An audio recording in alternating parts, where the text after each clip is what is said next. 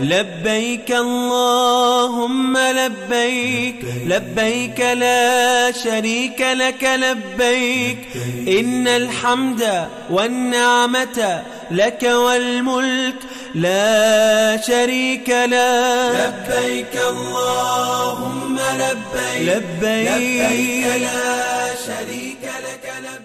بحران جهانی شیوع ویروس کرونا سبب شد تا مراسم حج امسال اندک زائران حاضر با زدن ماسک و رعایت فاصله اجتماعی به انجام مناسک حج بپردازند. از این روست که رهبر معظم انقلاب موسم حج را میعاد رحمت پروردگار بر امت اسلامی دانسته و امسال نیز با توجه به شرایط ویژه ناشی از شیوع کرونا با نگرشی فراگیر و جهانی به مسئله ظلم و بی‌عدالتی در سطح جهانی پرداختند.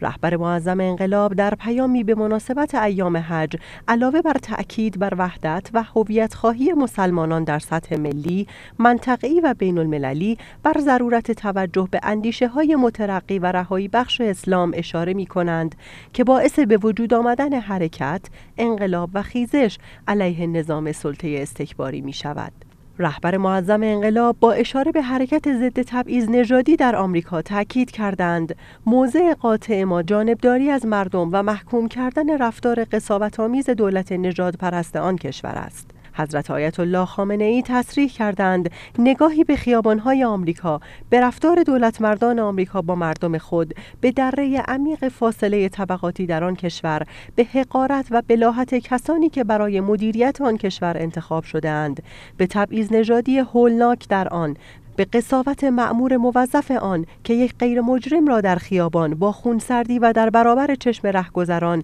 با شکنجه به قتل می‌رساند، عمق بحران اخلاقی و اجتماعی تمدن غربی و اعوجاج و بطلان فلسفه سیاسی و اقتصادی آن را آشکار می‌کند. آنچه جهان اسلام و ملت‌های تحت ستم در شرایط کنونی به آن نیاز دارند، اتحاد و ایستادگی در مقابل نظام سلطه و زورگویان جهان است. باید اذعان کرد که اکنون حتی در درون آمریکا هم انزجار از رفتارهای ضد بشری سران کاخ سفید در فریادهای اعتراضی مردم در خیابانهای ایالات متحده آمریکا به گوش میرسد و هیچ وجدان بیداری نمیتواند آن را نادیده بگیرد.